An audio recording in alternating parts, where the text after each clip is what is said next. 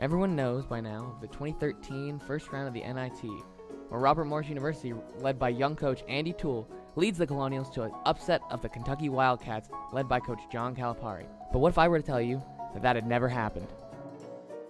We all know by now, Mike McFadden, with under 5 seconds left, makes 2 free throws, put the Colonials up 59-57. What follows is a half-court shot missed by Kentucky, and a 59-57 victory by the Colonials. Andy Toole gets his extension, and over the next year and a half loses 11 players from the program. But what if I were to tell you that Mike McFadden never made that shot? So what happens if McFadden misses those 2 free throws? Well, Kentucky forward Kyle Wilcher gets the inbound pass, hits the 3, and sends the Colonial fans home sad as Kentucky walks away 60-57 winners. Now let's take a look at what happens to Andy Toole and the rest of the team. After seeing no improvement from his team this year, coach Andy Toole decides to take the next best offer from the Siena Saints, heading to upstate New York and trying to build a team of tough, grinded-out players. So what does that do to the rest of the team? Well, 2012 commit Kayvon Stewart sees his coach who recruited him leave, and leaves with him to upstate New York to don the green and white over the red, white, and blue, instantly becoming their starting point guard. Meanwhile, at Robert Morris University, the Colonials hire Pittsburgh native and Bryant associate head coach Frank Happy Dobbs. Fast forward 1 year later, let's take a look at what the Colonials would look like if Frank Dobbs had made the trip to Moon Township. Starting with the point position is Charles Oliver, who under Frank Dobbs finds a coach who he can work with and help him develop as a player.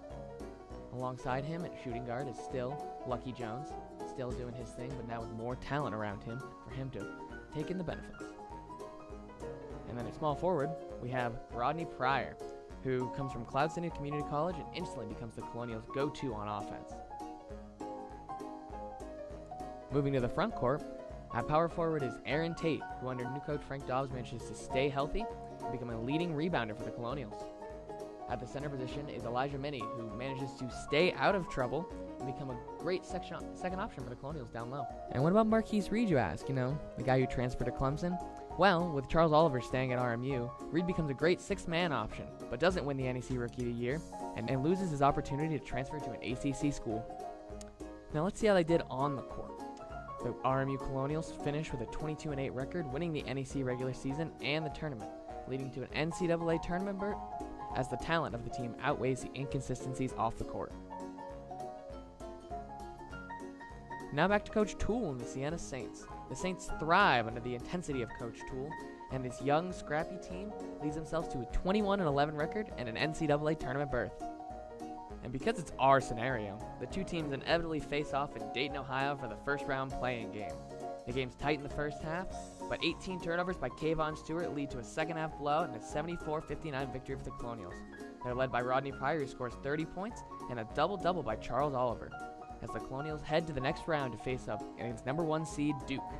And the Colonials, well, they still are RMU, and they still lose to Duke, because Jaleel Okafor is still the best player in college basketball, and he leads the Blue Devils to a 101-62 blowout victory. Happy Dobbs is now sad, and the Colonials head home in the same way they did with Coach Toole. So let's just take a look at what happened. RMU loses a head coach, but ends up keeping more talent, having a better roster for the future, and ends up being more beneficial for the Colonials. And this is what happens when you play the game of what if.